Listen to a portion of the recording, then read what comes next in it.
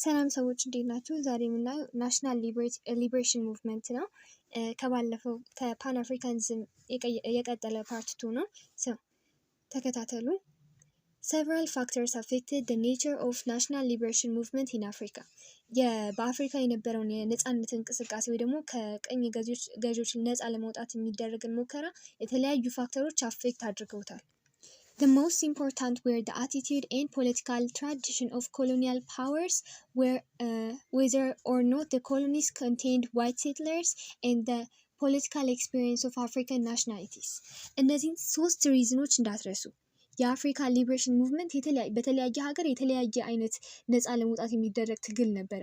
ለምንድን ነው የተለያየው ከተባለ አንደኛው attitude of political tradition of the colonial powers በቅኝ የያዟቸው ሀገራት እነ ብሪቴን እነ ፈረንሳይ ማለት ነው ያላቸው አቲቲዩድ ምን ይመስላል? አንዳንዴ ሀገራት በራሳቸው ቅኝ የያዙት ማለት ነው አይ በቃ ከዚህ በኋላ አልገዛም ብለው ጥለው ይሄዳሉ። ሌሎቹ ደግሞ አይ እኔንማ ያገለግሉኛል ብለው ለብዙ ዓመታት ይገዟቸዋል። ስለዚህ በአጠቃላይ ይሄ የቅኝ ገዢዎቹ አቲቲዩዳቸው ምን ወይ ደግሞ አንዳንዴ እንደ ፈረንሳይ ነጻ ሆናችሁ ከኔም ጋር ሪሌሽን መስርቱ አሊ ሆኑ ምናምን ሊሉ ይችላሉ። ስለዚህ የቅኝ ገዢዎቹ ሁኔታም ይወስነዋል ትግላቸው ምን አይነት እንደሚሆን። ሌላው ደግሞ በቦታው ላይ ብዙ ነጮች አሉ ወይስ የሉም የሚለው ፋክተር ነው። በጣም ብዙ ነጭ ክምችት ያለባቸው ሀገራት ነጻነታቸውን ያገኙት ደም ተፋሰው በጣም ታግለው ተዋግተው ነው። በአንጻሩ ደግሞ ብዙ ነጭ ነዋሪዎች የሌሉባቸው ሀገራት ማለትም ከርቀት ብቻ ሲተዳደሩ የነበረው በዛው በፑፔት ገቨርንመንት ሲተዳደሩ የነበሩት ደግሞ ብዙም ነጻ ለመውጣት አልከበዳቸውም። ትግሉም ቀላል ነበር ይሆንላቸው። ሶስተኛው ደግሞ የፖለቲካል ኤክስፒሪየንስ ኦፍ አፍሪካን ናሽናሊቲስ ነጻ ለመውጣት የሚመሰረቱ የተለያዩ ፓርቲዎች የተለያዩ ሙቭመንቶች አሉ። ስለዚህ እነዚህ የአፍሪካ ናሽናሊቲስ ወይ ደግሞ አፍሪካ ሊደሮች ፖለቲካል ኤክስፒሪየንስ የላቸውም። ፖለቲካል ኤክስፒሪየንስ የሌላቸው ቦታዎች ቶሎ ነጻነታቸውን አያገኙም። ታግለው ከብዙ ውጣ ውረድ ምናምን በኋላ ነው። በጣም አሪፍ ሊደር አሪፍ የፖለቲካ ኤክስፒሪየንስ ያለው ነጻ አውጪ ከተገኘ ደግሞ እንደ ማንዴላ ምናምን ማለት ነው ቶሎ ነጻነታቸውን ያገኙ ነበር ማለት ነው። ስለዚህ የገዢዎቹ አቲቲዩድ የነጮች መኖር አለመኖር እንዲሁም ደግሞ የራሳቸው የአፍሪካ ሊደሮች የፖለቲካል ኤክስፒሪየንስ አፌክት ያደርገው ነበር የነጻ መውጣታቸውን ጉዳይ ማለት ነው።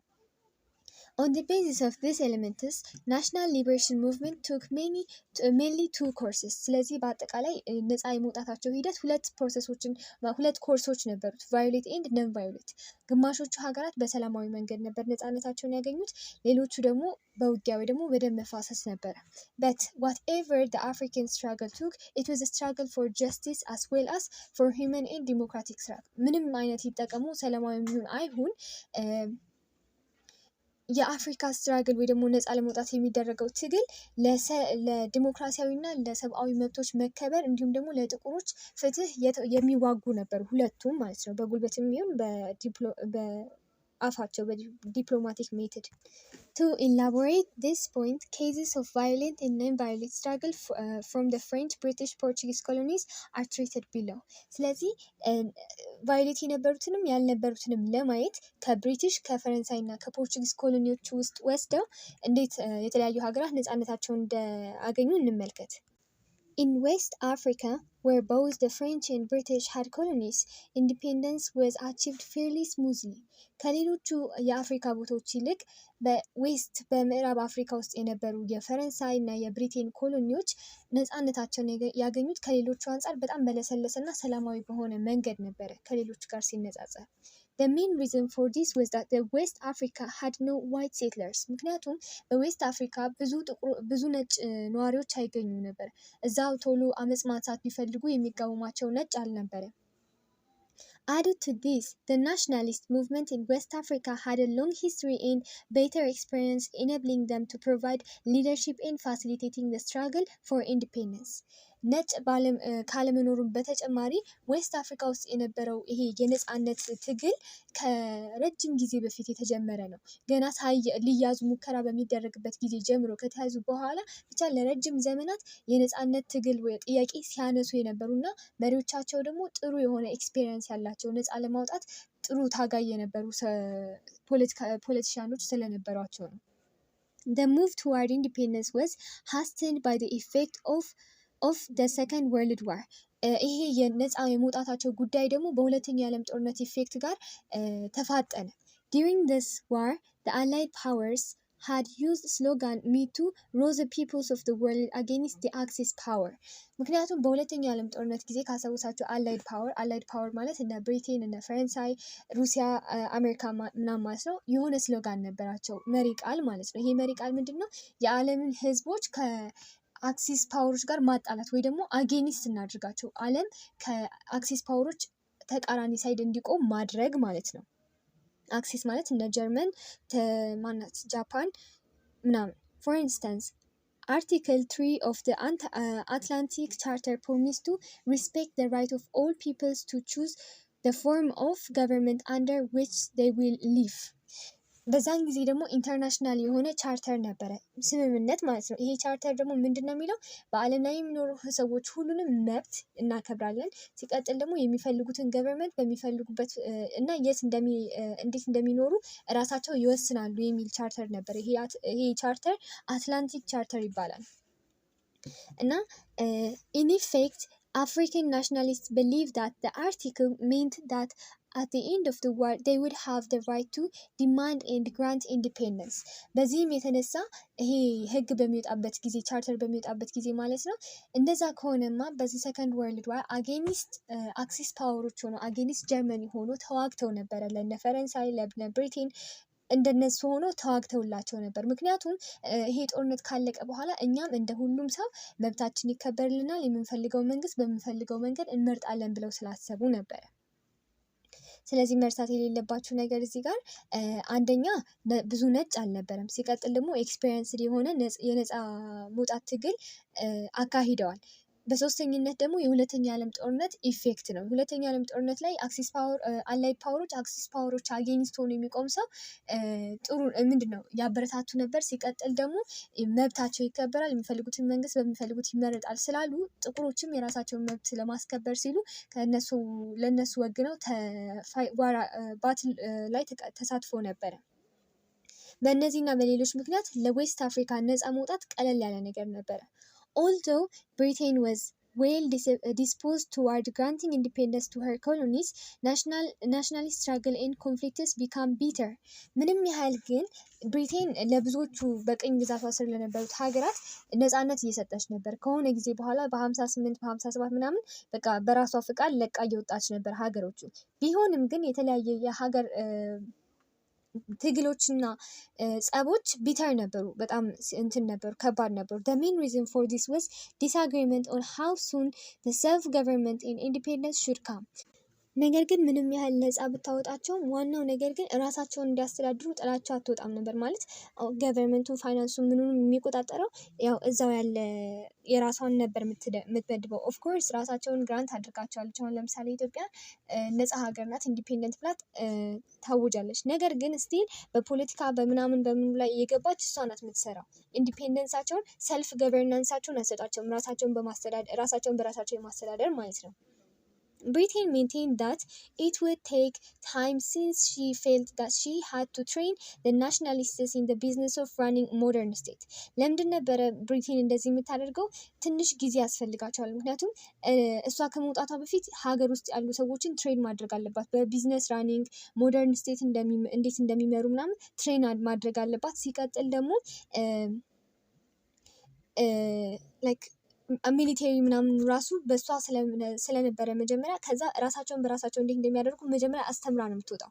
ስለዚህ የሆነ እስኪማሩ ድረስ በሚል ሰበብ ይሁን የእውነት እያደረገችው አለ ነው ለዛ ነበር። But the nationalists impatiently rejected the British view that they were not ready to exercise political power. ነገር ግን ናሽናሊስቶቹ ወይ ደግሞ እዛ ሀገር ውስጥ የሚኖሩ ሰዎች ብሪቴንን ተቃወሟት እና በጣም ትዕግስት አልባ ነበሩ። እሷ ቶሎ ለቃ እንድትወጣ ይፈልጉ ነበርና ራሳቸውን በራሳቸው ፖለቲካል ፓወራቸውን ኤክሰርሳይዝ ማድረግ ይፈልጉ ነበር። National agitation in British West Africa was especially strong in the Gold Coast or Ghana and Nigeria. ከዌስት አፍሪካ ወይ ደግሞ በብሪቲሽ ቅኝ ግዛት ውስጥ የነበሩ የምዕራብ አፍሪካ ሀገራት መካከል በጋና እና በናይጄሪያ የነበረው ተቃውሞ ከባድ ነበረ። ጋና ወይም ጎልድ ኮስት እና በናይጄሪያ የነበረው ከባድ ነበረ። In the two colonies, the nationalists had two of the ablest leaders, Nnamdi Azikiwe እና የናይጄሪያ ኩዊን ንኩርማህ የጎልድ ኮስት። ሁለቱም ሀገራት በጣም ኃይለኛ ወይ ደግሞ ጎበዝ የሚባሉ ታጋዮች ነበሯቸው። ናይጄሪያ ናምዲ አዚክዌ ይባላል። የጋና ደግሞ ኩዊን ንኩርማህ። ከዚህ ሰውዬ ጋር ፋሚሊየር ነን። ስለዚህ እነዚህ ሁለቱ ነበሩ በጣም አደገኛ የሁለቱም ሀገራት ማለት ነው። so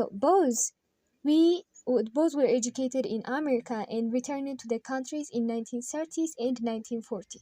የኩዊን ንኩርማህ መጀመሪያ አይተናል። ነገር ግን አሁንም የናይጄሪያውን ስንመለከት ሁለቱም አሜሪካ ሄደው ተምረው ወደ ሀገራቸው በ1930 እና 40 ተመለሱ። በ1930 የናይጄሪያው አዚክዊ ነው። በ1940 ደግሞ የጋናው ንኩርማህ ነው ማለት ነው። so they then activated the nationalist movement in British West Africa, and after they were leading figure in the conflicts with the British colonial rule. ከዛ ከውጭ ሀገር እንደተመለሱ ከብሪቲሽ ዌስት አፍሪካ ላይ ምንድነው ትግል ቀሰቀሱባት፣ ሰውን ቀሰቀሱባት፣ አክቲቬት አደረጉትና እነሱ መሪ ሆነው ነፃ የማስወጣት ሂደቱን በግንባርነት መሩት ማለት ነው። ስለዚህ እንዳትረሱ እነዚህን ሁለት ሀገራት በብሪቲሽ ዌስት አፍሪካን ኮሎኒ ውስጥ አደገኛ ሙቭመንት የነበረባቸው ሁለት ቦታዎች ናይጄሪያ እና ጋና ናቸው። አዚክዊ እና ኩዊን። Between 1945 and 1954, the bitter clashes between African nationalists and British were observed mainly in Gold Coast and Nigeria. ቀደም እንዳለው ከ1945 ከሁለተኛ ዓለም ጦርነት ማለቂያ እስከ 1954 ኦልሞስት 9 ዓመት ቢተር የሆነ ጦርነት በአፍሪካን ተዋጊዎች ትግል ነፃ አውጪ ታጋዮች እና በብሪቴኖች መካከል ጦርነት ነበረ፣ በተለይ ደግሞ ጋና እና ናይጄሪያ ላይ። so the former caused the British officials of trying to keep their rule in West Africa by claiming the trained Africans in the management of the modern state. former ማለት ጎልድ ኮስት እንዴት እንደታገለ ማለት ነው። ጎልድ ኮስት ምን ይላል? እናሰለጥናቸዋለን፣ ሞደርን ስቴት እንዴት እንደሚመራ ማኔጅ እንዴት እንደሚደረግ እናሳያቸዋለን እያሉ እኛ ላይ ያላቸውን ስልጣን ጊዜ እያራዘሙ ነው ብሎ አኪዝ ያደርጋቸዋል፣ ወይ ደግሞ የሚሰሩትን ስራ ይነግራቸዋል፣ ያጋለጥባቸዋል ማለት ነው። as a result of the nationalist pressure in the Gold Coast and Nigeria, the African nationalist of the West Africa was able to win the full independence. ከዛ በቃ በትልቅ ጭቅጭቅና እረፍት በመንሳት ብሪቴንን ከጊዜ በኋላ ዌስት አፍሪካ ኔሽኖች ሙሉ ለሙሉ ነፃነታቸውን ያገኛሉ ማለት ነው። On March 6, 1957, the Gold Coast achieved independence, adopting the new name Ghana. ማርች 6 1957 በኋላ ጋና ሙሉ ነፃ ሀገር ከሆነች በኋላ ስሟ ከጎልድ ኮስት ወደ ጋና አሁን ወደምትጠራበት ጋና ወደሚል ስሟ ይቀየራል ማለት ነው። ስለዚህ ጋና ነፃነቷን ያገኘችው በ57 ነው። Nigeria followed suit of October 1, 1960. ናይጄሪያ ደግሞ በ1960 ነፃ ወጣች ከ3 ዓመት በኋላ ነው። while Sierra Leone became independent on April 27, 1961. በ61 ከ2 ዓመት በኋላ ከ1 ዓመት በኋላ ደግሞ ሴራ ሊዮን ነፃ ወጣች። ጋምቢያ ቀጥላ በ64 ከ3 ዓመት በኋላ ማለት ነው ነፃ ወጣች ማለት ነው። ስለዚህ የዌስት አፍሪካ ሀገራት ነፃ አወጣጥን ቅደም ተከተል ስናይ ጋና፣ ናይጄሪያ፣ ሴራ ሊዮን እና ጋምቢያ ናቸው። ስለዚህ መርሳት የሌለብን ነገር በኢንተርናሽናል ምንድነው በኮንቲኔንታሊ ቀድማ የወጣችው ምናምን ከተባለ ኢጅፕት ናት የምትሆነው። ነገር ግን ጀስት በዌስት አፍሪካ ከተባለን ቀድማ የወጣችው ጋና ናት። After 1945, France was aware of the need to grant more political and civil rights to its colonial peoples of the French West Africa. ከ1945 በኋላ ፈረንሳይ ምን ታስባለች? ለምመራቸው ወይ ደግሞ በእኔ ስር ላሉ ህዝቦች በጣም ትንሽ ለቀቅል አድርጋቸውና ፖለቲካልም ሲቪል ራይትም ልስጣቸው ለማስተዳደራቸው ሀገራት ማለት ነው። ለዚህም ይመስለኛል በኋላ ላይ ነፃ ከወጡ በኋላ ከፈረንሳይ ጋር ሪሌሽን መስርት ያሉበት ምክንያት። However, originally the French government did not plan to give independence for the French African colonies, but only the right as part of the association with the France itself. ምንድነው የሚለው? በመጀመሪያ ላይ ፈረንሳይ ምንም ቢሆን ለግዛቶቿ ነፃነትን የመስጠት እቅድ አልነበራትም፣ አላማም አልነበራትም። ነገር ግን ምንድነው ከእሷ ጋር አሶሺየት የሚያደርጉ ከሆነ ላይክ የሆነ አላ ትንሽ ሲቪል ራይትም ፖለቲካል ራይትም ልትሰጣቸው አስባ ነበረ፣ ከእሷ ጋር አሶሺየት እንዳደረጉ ማለት ነው። ነፃነታቸውን ግን አልነበረም።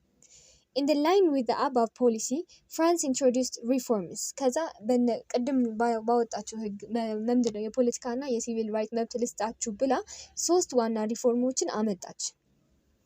Each colony French West Africa was allowed to elect a territorial assembly. ከዛ ሁሉም በፈረንሳይ ስር የነበሩ የዌስት አፍሪካ ግዛቶች ማለት ነው የሚፈልጉትን ነገር እንዲመርጡ አሴምብሊ ተካሂዶ ነበረ። Compared with the pre-war situation in the French colonies, this was a big progress. ከጦርነቱ በፊት የነበረውን ሲቹዌሽን ሲታሰብ ወይ ደግሞ ምን ይመስል እንደነበረ አገዛዟ ሲታይ ይሄ አሁን የመጣው አዲስ ለውጥ በጣም ትልቅ ፕሮግረስ ነበረ። Yet the reforms were not enough. ምንም ያህል ግን የተለያዩ ሪፎርሞችን ኢንትሮዲውስ ብታደርግም ግን ለህዝቦቹ ወይ ደግሞ ለቅኝ ተገዢዎቹ በቂ አልነበረም። One of the reasons for this was that the colonies did not have a legislative power. ምክንያቱም ሌጊስሌቲቭ ፓወር አልነበራቸውም ሀገሮቹ። ሌጊስሌቲቭ ፓወር ማለት ህጋቸውን በራሳቸው የማውጣትና በመረጡ በሚፈልጉት ህግ የመተዳደር መብት ማለት ነው። ሌጊስሌቲቭ ማለት ህግ አውጭ አይደለም፣ ህግ የሚያወጣው አካል ነው ሁሉንም ነገር የሚወስነው።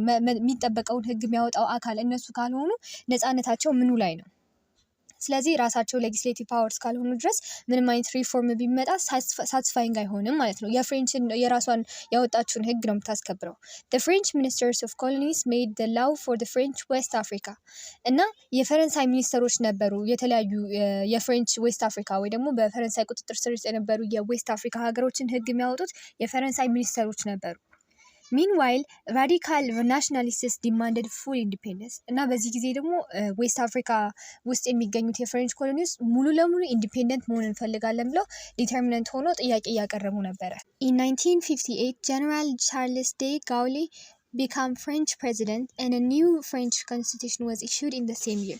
በ1958 የፈረንሳዩ ፕሬዚደንት ሆኖ አዲሱ ፕሬዚደንት ማለት ነው ቻርልስ ዴ ጋውል ተመረጠ ማለት ነው። ይሄ ጀነራል በሚመጣበት ጊዜ አዲስ የፈረንሳይ ኮንስቲቱሽን አረቀቁ ወይ ደግሞ ህገ መንግስት አወጡ። In the new constitution, de Gaulle intended to transform the French Union into the French community.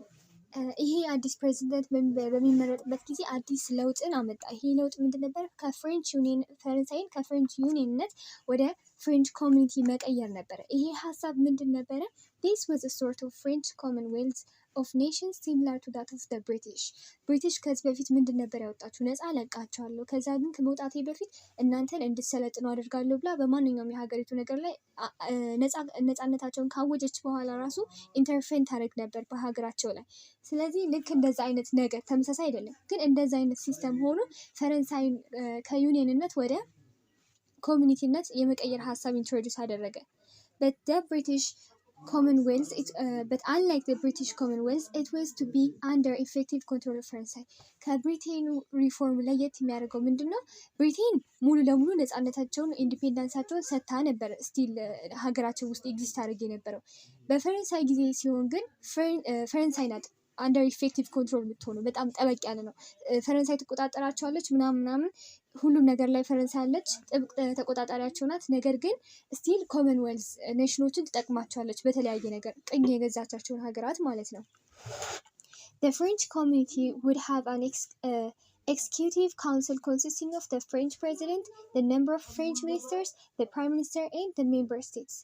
በፍሬንች ኮሚኒቲ ስር መኖር ማለት አሁን ለምሳሌ ፍሬንች ኮሚኒቲ ስንል የምታስተዳድራቸው ቅኝ የገዛቻቸው ሀገራትንም ፈረንሳይንም አንድ ላይ የሚይዝ ነው። ስለዚህ በዚህ በፍሬንች ኮሚኒቲ ሪፎርም ወይ ደግሞ ለውጥ ላይ ምንድነው ፕሬዚዳንቱ እነሱ ቅኝ የተገዙበት ሀገራት የሚተዳደሩት በፈረንሳዊ ፕሬዚደንት፣ በፈረንሳይ ሚኒስተሮች፣ በፈረንሳይ ጠቅላይ ሚኒስትር እና ሌላ የሀገሪቱ የገቨርንመንት ሜምበሮች ራሱ ፈረንሳዊ ናቸው። ስለዚህ ላይክ ከቅኝ ግዛት የተለየበት ምንም አይነት ሲስተም የለም። በሰላም ኮርፖሬት ማድረጋቸው ብቻ ነው የሚለየው። So the council would be responsible for the issuing of the common interest to the community such as defense, foreign affairs and economic policy.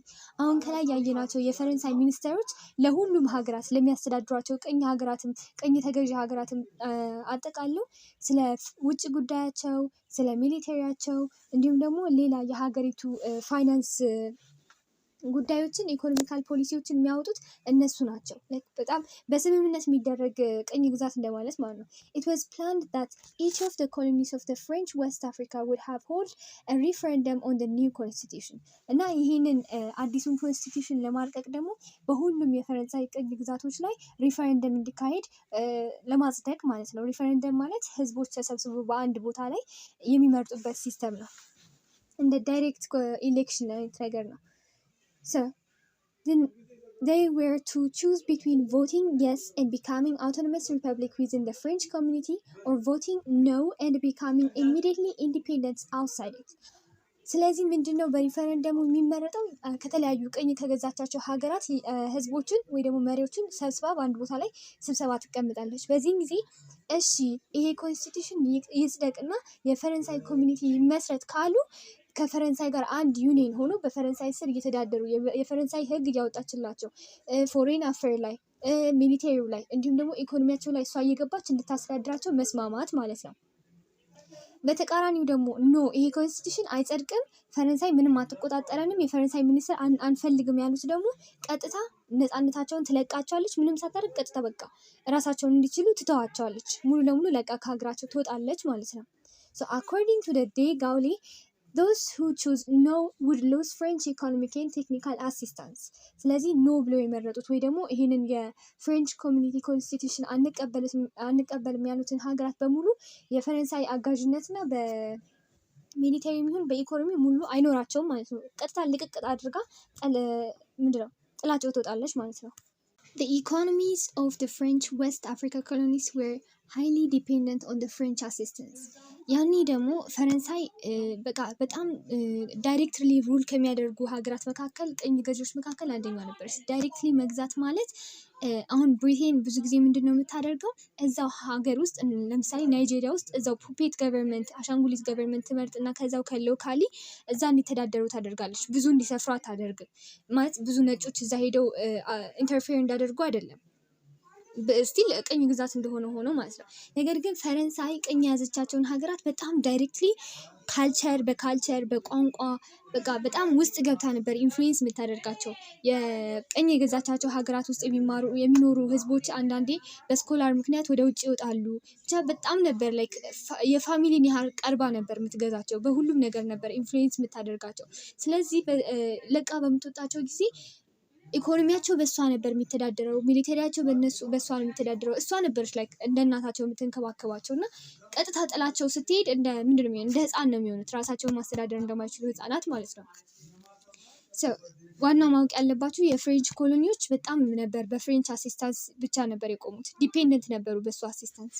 Voting no seemed dangerous to many countries. Because of this, almost all colonies voted yes. Only Guinea voted no and then became fully independent.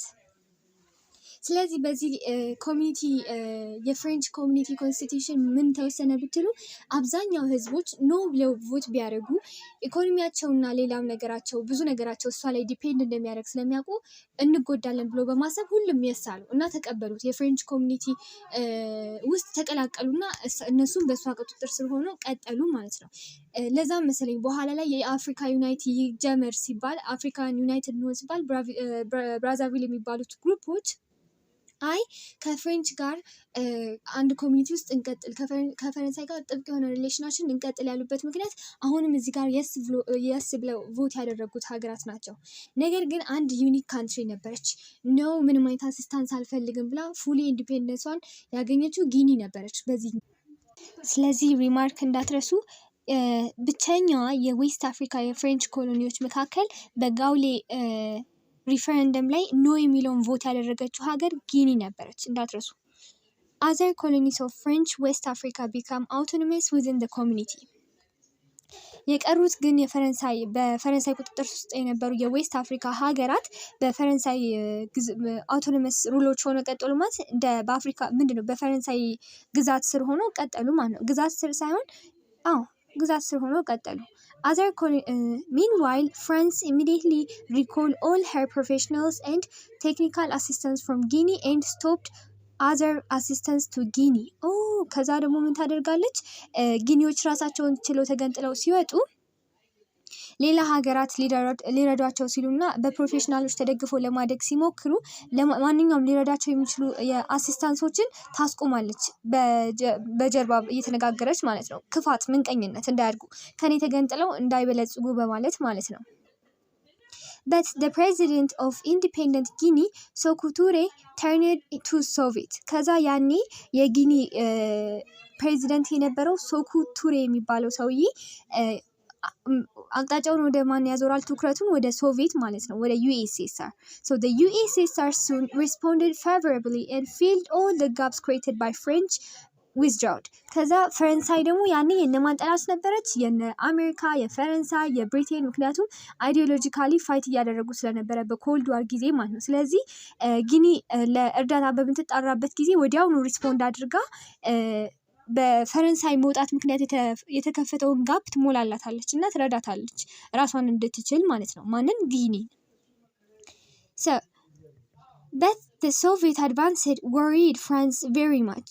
At the same time, leaders of the other colonies of French West Africa began to demand ኢንዲፔንደንስ ፉል ኢንዲፔንደንስ እና ፈረንሳይ በዚህ ጊዜ ትደነግጣለች እና ያሳስባታል። ምክንያቱም ፈረንሳይ USSR ወይ ደግሞ ሩሲያ በጣም ፓወርፉል ሀገር ነበረች በዛ ጊዜ። ስለዚህ እንደዚህ ከቀጠለች እነ ጊኒ ጋር ምናምን መድረስ ከጀመረች ዌስት አፍሪካ ላይ ከፈረንሳይ ጋር መጣላቷ አይቀርም።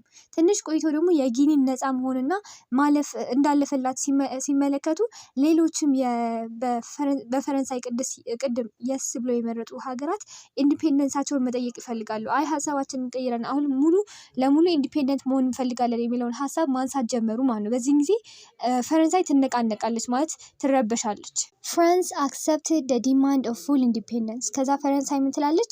በቃ እሺ ጥያቄያችሁን ተቀብያለሁ ሙሉ ለሙሉ ኢንዲፔንደንሳችሁን ለመስጠት ማለት ነው። And by November 1960 all French West African colonies achieved full independence. ከዛ በ1960 ሁሉም በዌስት አፍሪካ የነበሩ የፈረንሳይ ግዛቶች ነፃነታቸውን ያገኛሉ። ጥላቸው ትወጣለች ማለት ነው። Except Guinea, all of them maintained their close tie with the France. They were ከጊኒ በስተቀር እነዚህ ሁሉም ነፃ የወጡት ሀገራት ማለት ነው ከፈረንሳይ ጋር ጥብቅ ግንኙነት አላቸው ከተለያዩም በኋላ ማለት ነው በዲፕሎማሲያዊ መንገድ። እና እነዚህ ሀገራት እነማን ነበሩ? ካሜሮን፣ ቶጎ፣ ዳሆሚ ማለት ቤኒን፣ ኒጀር፣ አፐር ቮልታ ወይ ደግሞ ቡርኪና ፋሶ፣ አይቮሪ ኮስት፣ ቻድ፣ ኡባንጊሻሪ ደግሞ ሴንትራል አፍሪካን ሪፐብሊክ፣ ሚድል ኮንጎ ሪፐብሊክ ኦፍ ኮንጎ ብራዛቪል፣ ጋቦን፣ ሴኔጋል፣ ፍሬንች ሱዳን ወይም ደግሞ ማሊ እና ማውሪታኒያ። እዚህ ጋር ምንድን ነው ከፖይንታችን ወጣ ብለን ማስታወስ ያለብን ነገር ምንድን ነው? የሀገራትን ሌላኛው ስም ወይ ደግሞ ይሄ ሀገር ቡርኪና ፋሶ ወይ ደግሞ ቤኒን ከመባሉ በፊት የነበረው ስም ምንድን ነው ተብለን ብንጠየቅ እነዚህን ስሞች እንዳትረሷቸው። ቤኒን ከመባሏ በፊት ዳሆሜ ትባል ነበረ። ቡርኪና ፋሶ ከመባሉ በፊት ደግሞ አፐር ቮልታ ትባል ነበር። ሌላው ሴንትራል አፍሪካን ሪፐብሊክ ከመባሉ ኡባንጊሻሪ ትባል ነበረ። ሪፐብሊክ ኦፍ ኮንጎ ብራዛቪል ከመባሉ በፊት ደግሞ ሚድል ኮንጎ ይባል ነበረ። እንደዚህ ማሊ ከመባሏ በፊት ፍሬንች ሱዳን ትባል ነበር ማለት ነው። እነዚህን 5 ሀገራት እንዳትረሷቸው። ስለዚህ በ1960 ፈረንሳይ ሁሉንም ነፃ ብትለቃቸውም እነዚህ አሁን የጠራናቸው ሀገራት ሁሉ ከፈረንሳይ ጋር ጥብቅ ግንኙነት ነበራቸው። ነገር ግን ጊኒ አልነበራትም። ጊኒ በጣም አግሬሲቭ ነበረች። ጠላትም ወይ ደግሞ ከፈረንሳይ ጠላቶች ጎን ነበር የምትሰለፈው። In contrast, the French and British West African colonies, there were colonies where independence was achieved only after a violent struggle. ማለት አሁን ከላይ ያየናቸው ምንድነው ዲፕሎማሲያዊ በሆነ መንገድ በጭቅጭቅ ምናምን በምርጫ ነፃነታቸውን ያገኙ ሀገራት ናቸው። ስለዚህ ኦልሞስት ነን ቫዮሌትን የነበሩ ስትራግሎች ናቸው። ከላይ ብዙ የደም መፋሰስ አልነበረበትም። ከነዚህ ባሻገር ወይ ደግሞ በተቃራኒ ደግሞ አንዳንድ በብሪቴን እና በፈረንሳይ ስር የነበሩ የዌስት አፍሪካ ሀገራት በትግል እና በደም መፋሰስ ነበረ ቫዮሌንት በሆነ ሜትድ ነበረ ነፃነታቸውን ያገኙት። ዲስ ኮሎኒስ ሼርድ ዋን ኮመን ኤሌመንት እና እነዚህ ሁሉ በደም መፋሰስ ነፃነታቸውን ያገኙት ኮሎኒዎች የሆነ የጋራ ፊቸር ነበራቸው፣ ካራክተሪስቲክስ ማለት ነው። This was the existence of large number of white settlers in each of them. እነዚህ ሀገራት ደም የተፋሰሱት ማለት ነው በሀገራቸው ውስጥ ብዙ የነጭ ነዋሪዎች የነበሩባቸው ሀገራት ናቸው። ብዙ ዋይት ሴትለሮች የነበሩበት ማለት ነው። ቅድም መጀመሪያ ምንድን ነው ነፃ የመውጣት ጉዳዩን ብዙ ነጭ ይኑሩ አይኑሩ አፌክት ያደርገዋል ብለናል እና እዚህ ጋር ብዙ አሉ። In such way, colony independence was achieved after violent and long-armed struggle. ስለዚህ በዚህ መንገድ ከብዙ ጦርነትና ደም መፋሰስ በኋላ ነው ነፃነታቸውን ያገኙት። በሚቀጥለው ስንገናኝ ሳቀርብላችሁ ስለ አልጄሪያ እና ሌሎች ቫዮሌንት ሜትድ ተጠቅመው ነፃነታቸውን ያገኙ ሀገራት እናያለን። ላይክ እና ሰብስክራይብ ማድረግ እንዳትረሱ። ቻው ቻው።